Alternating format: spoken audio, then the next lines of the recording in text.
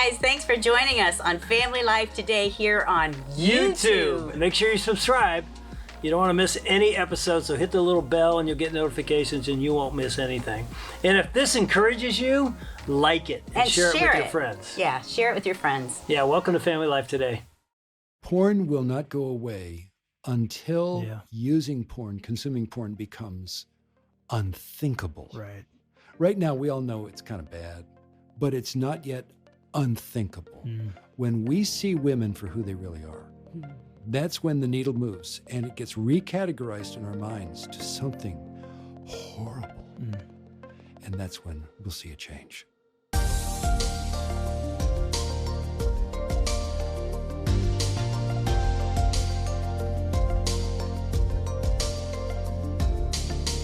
Welcome to Family Life Today, where we want to help you pursue the relationships that matter most. I'm Ann Wilson.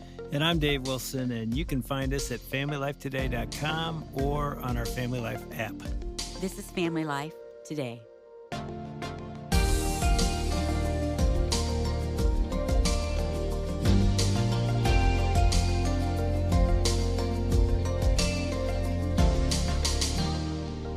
So it isn't every day when we're driving to the studio that my wife reads me something.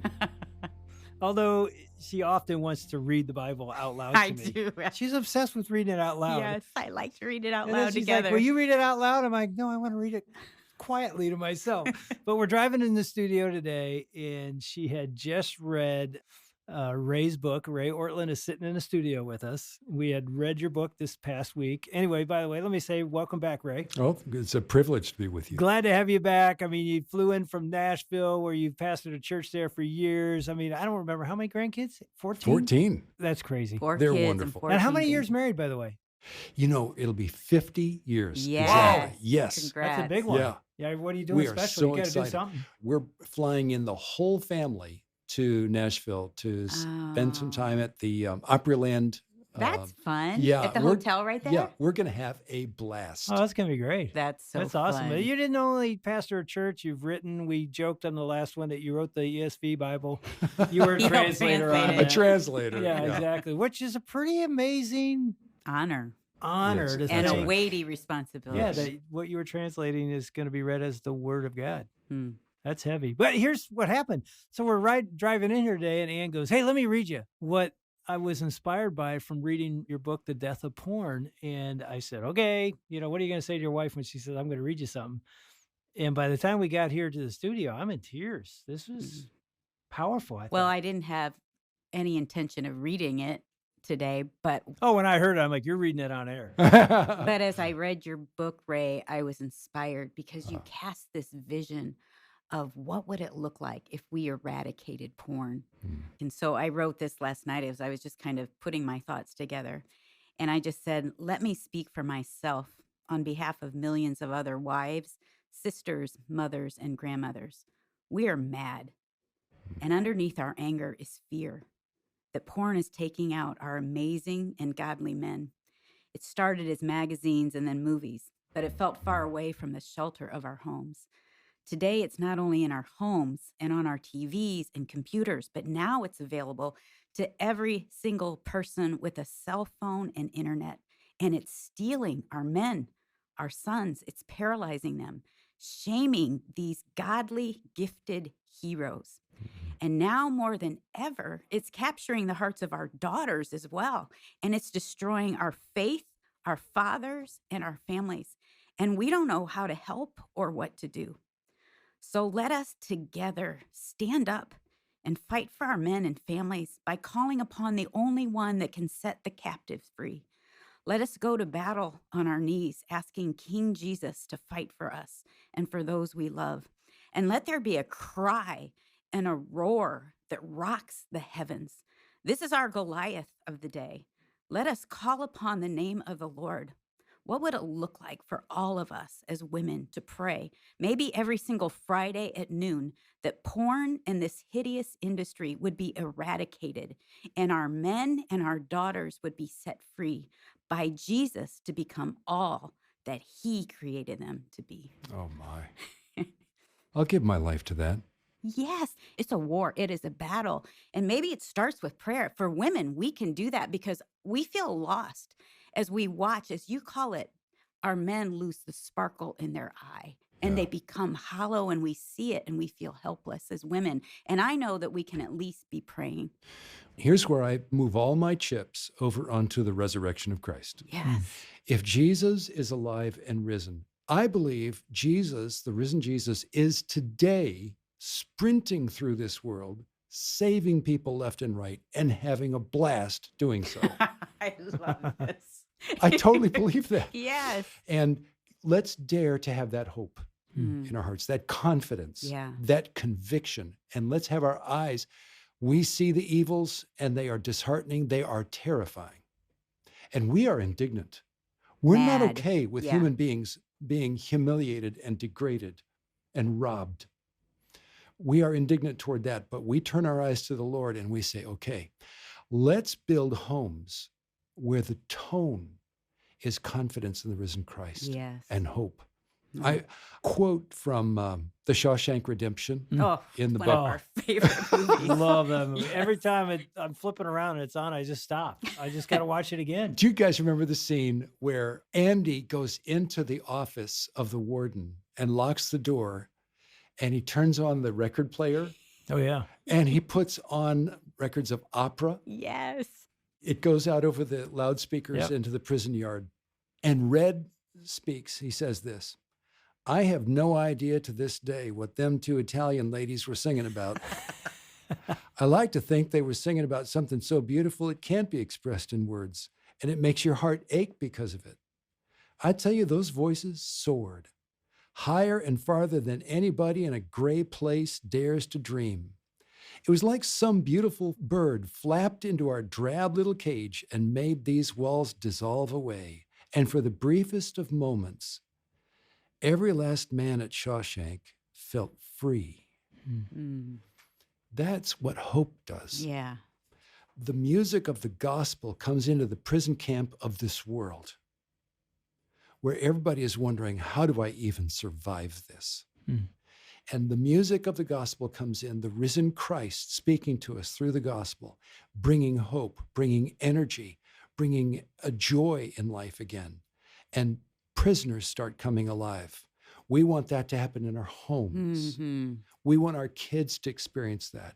We want that to happen in our churches. We want it to bleed out into our cities. We want to see a movement of hope. Evil doesn't stand a chance. Evil is secondary and parasitic. It's not primary and original. Evil is the ultimate wannabe. And it cannot endure the presence of hope in the risen Christ. So that's what we want to unleash.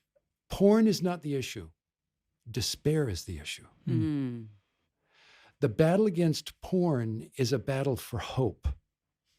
And when men and women, dads and moms and kids, have hope burning in their hearts, man, wonderful new things start to happen. How do we access that hope? Because when you, even a minute ago, when you said, Jesus is sprinting through the world, saving people, I thought most people, even in the church, don't have that vision. They have the culture's winning.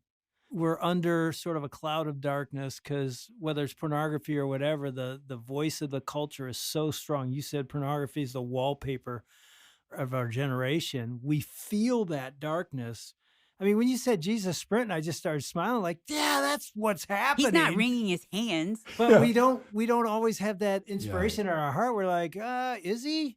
It doesn't look like it, What's really going on in the world is the unreported story of Jesus reaching down into the low places and the dark places, the places of despair and failure and betrayal and pain and anguish and regret and wishing for do-overs. That's where Jesus loves to go. So what happens when we get together, Dave, you and I, for example, if we got together for coffee, you would bring something of that spark of hope to me. I would bring something of that spark of hope to you. And somehow, in God's mercy and grace, the collision of your little hope with my little hope would erupt into something bigger. It's not 2 + 2 is 4. It's 2 + 2 is 1,000. Yeah. That's what happens. I can't account for that. but getting together makes everything exponentially better. Okay, talk to the women who are married to these guys. Their men have no friends, zero. Wow. And so they're like, oh, my husband needs somebody. I'm his only friend. I've heard so many women come to me and I'm encouraging, like, oh, yeah, he needs men. That's why we need the church. We need to gather ourselves together. How would you guys encourage those women? I mean, do we just pray about that? How does a magnificent, godly wife facilitate a better marriage? This is a perennial question. And my poor wife is married to me. I don't know how she does it. Well, sometimes I wish this weren't true, but it is. We just need to fail badly enough that we can't deny it anymore. We can't hide. I wish it were better, right? I wish there was another way. Yeah. But I remember, for example, one time when we'd been married for 7 years, I was working crazy hard, way too hard. I was neglecting my wife and children. We've gone through that phase. We've been there. Mhm. Okay, well, you know what I mean. Yeah. Yep.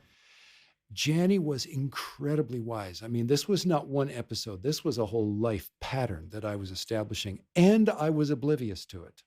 I was the only one not seeing it.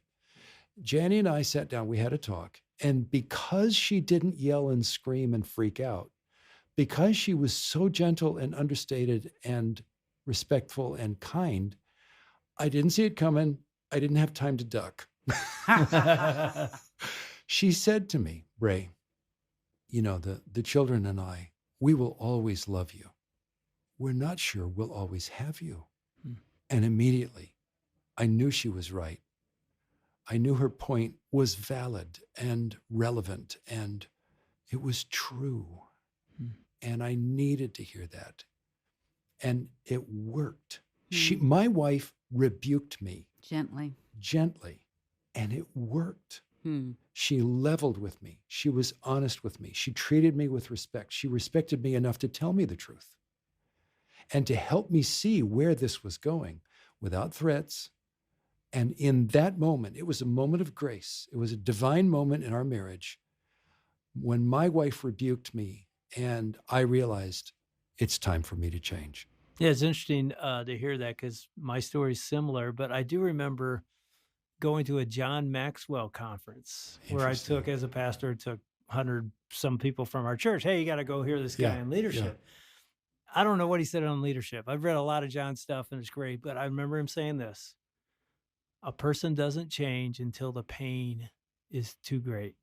Pain gets our attention. I'm going to eat anything I want until you have a heart attack. And then you're like, oh my goodness, then you change. And I think it's true in a marriage, when you realize there's real pain here. If I don't make a change, like your wife confronted you and just said 5 words, I've lost my feelings for you. And it was the same thing. We're starting a church. I'm going crazy, just out of control. Like you said, Ray, I don't see it. Everybody in my family saw it. I couldn't see it. She says, I lost my feelings for you. And again, it was very gentle. You didn't yell it, scream it. It was just like, this marriage is about done because you're never here and your passion and heart aren't here. But I know, but it was just like, if something doesn't change, the pain was great enough. So I think you're right. It's in some ways you got to, the biggest thing is get on your knees and pray for your man. But the other thing is in a gentle way, maybe. Yeah, I think so too. And I think to go before God and to ask him, like, Lord, give me the words.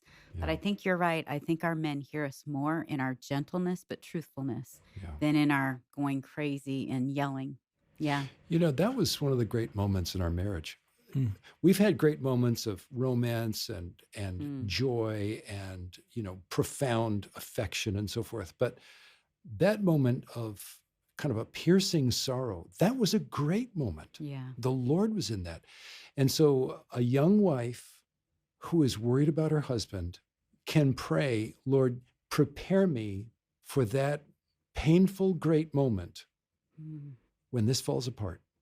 Help me get ready to be a faithful, wise wife when my husband hits the wall. That's helpful. Hey, Ray, what would you say to, we're both in the older generation. What would you say to the younger Ray in his 30s, 40s. You know, they're listening right now, hopefully. And we get the chance as someone who's been there, 2 grandpas in the room and a grandmother, to say, what would I say to myself? What would you say to the younger man who's on that? We don't see it when we're doing it, but man, we are obsessed with building our kingdom and hopefully his kingdom, but we're obsessed with it. Well, I think the truth, that's a great question, Dave. The truth of it is, I wasn't a good listener. So even if I myself showed up, I don't think that Ray would listen. Yeah. So I was so brash and self-assured. I've come to realize that the most evil part of me commonly feels good. It doesn't feel evil.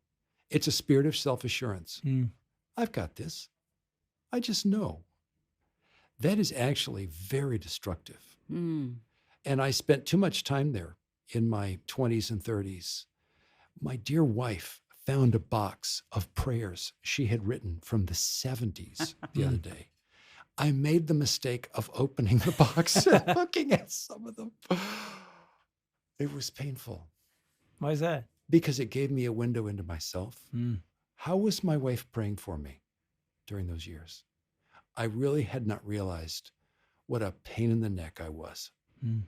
And she just hung in there with me. And guys, now we just have this crazy, wonderful marriage, right? We are just giddy in love with each other. But I give her so much credit for being a serious woman of God who stood by her vows to God on our wedding day and just kept praying for me.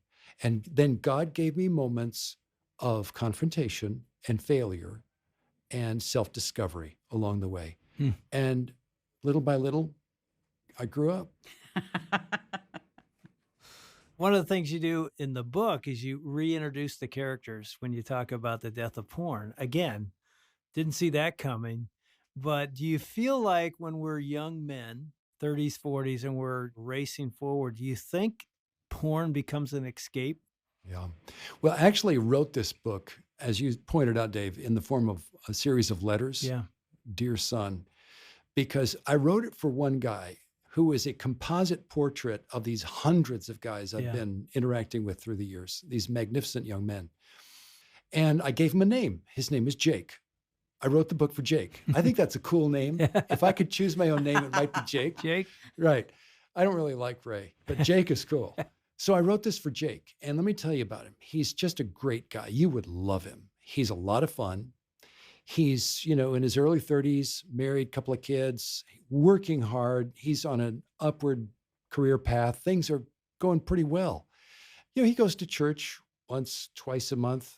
He's not involved in anything bad. There's a lot of good about his life. And he's got this sidebar of porn use. He doesn't feel good about it. He's not proud of it, but he's not worried about it either. And there's so many guys like that. What Jake doesn't realize is this.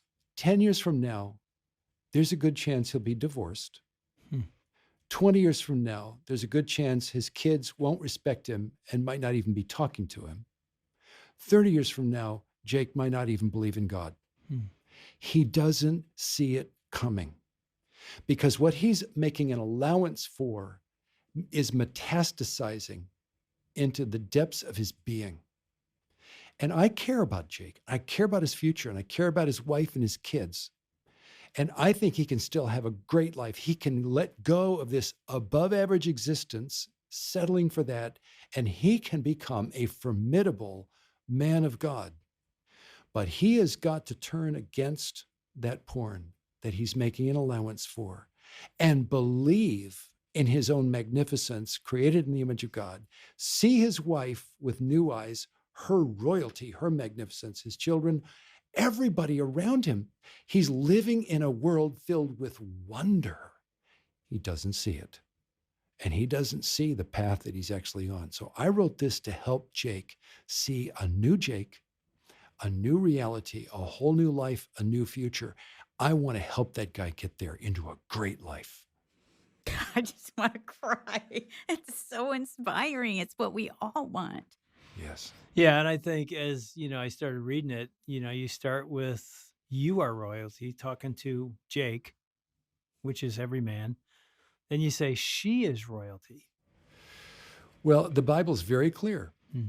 that Genesis 1:27, so God created man in his image. In the image of God, he created him. Male and female, he created them. Now, there are other creation accounts from the ancient world. For example, the Babylonians had their own sort of version Right. of Genesis 1. In the Babylonian creation account, we are not created in the image of God. The creation of the woman isn't even mentioned.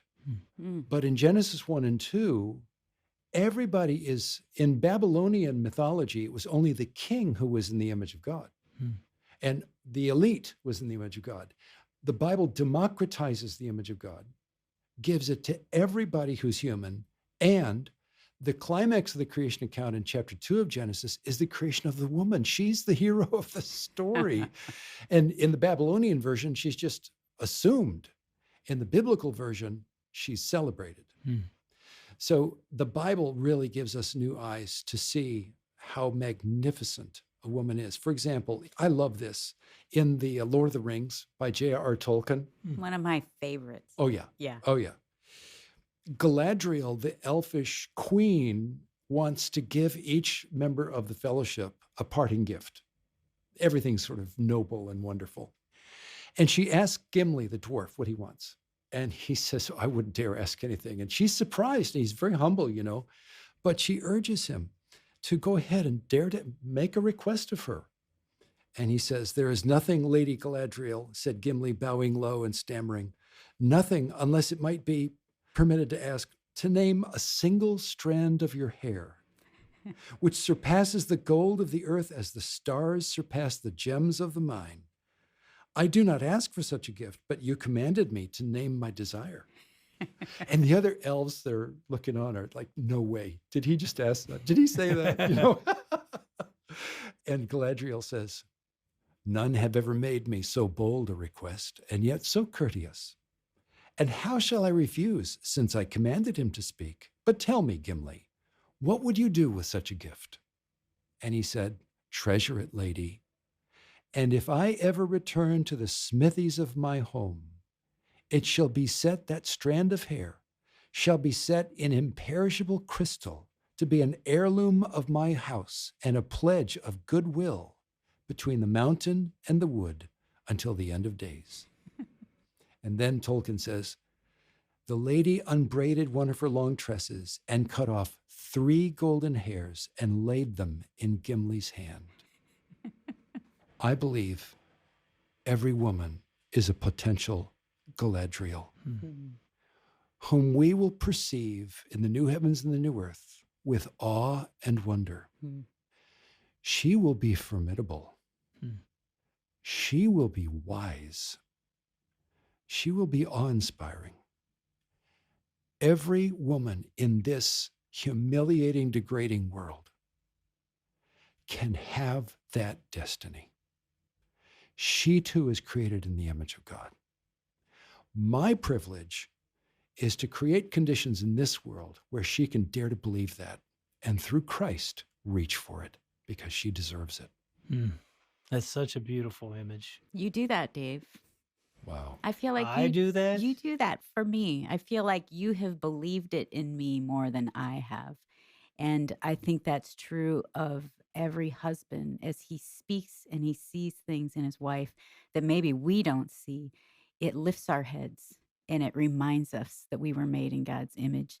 And it gives us hope that we can live out what he's called us to live out. Yeah, that's beautiful. And I do think if we as men see women that way, as we should from Genesis 1 and 2, they're image bearers and princesses created by God, we will treat them as such. And that destroys porn. Yes. Porn will not go away until using porn, consuming porn becomes unthinkable. Right. Right now, we all know it's kind of bad, but it's not yet unthinkable. When we see women for who they really are, that's when the needle moves and it gets recategorized in our minds to something horrible. And that's when we'll see a change.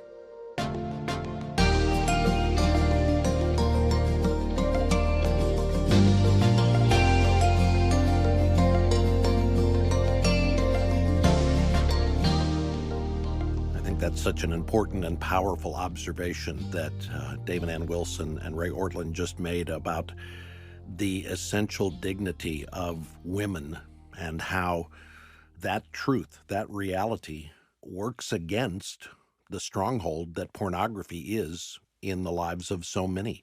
We have to see the fundamental worth and dignity of both men and women in order to understand how degrading pornography is.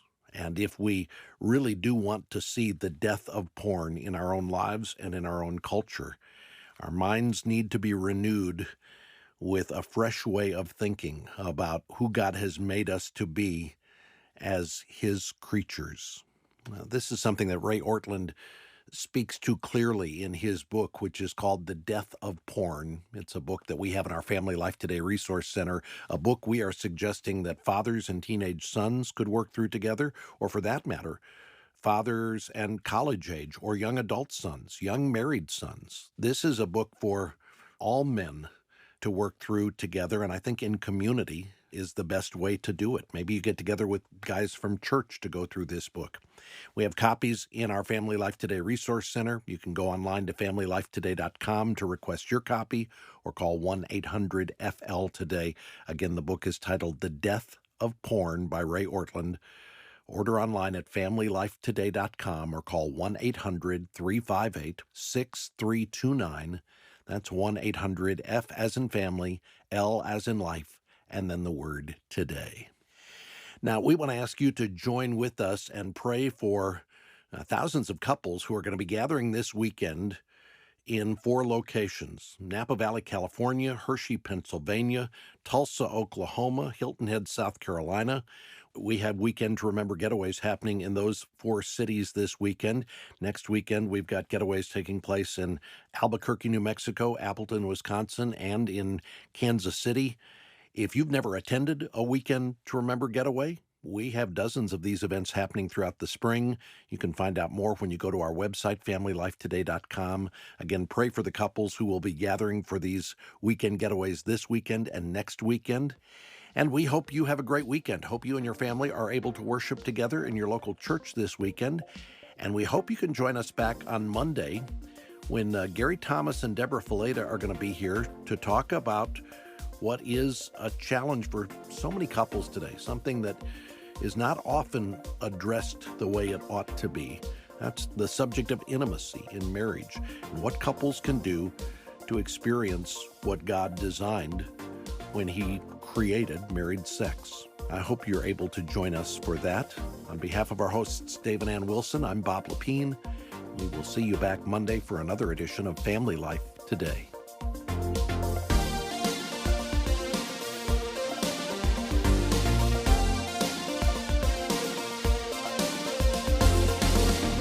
Family Life Today is a production of Family Life, a Cru ministry, helping you pursue the relationships that matter most.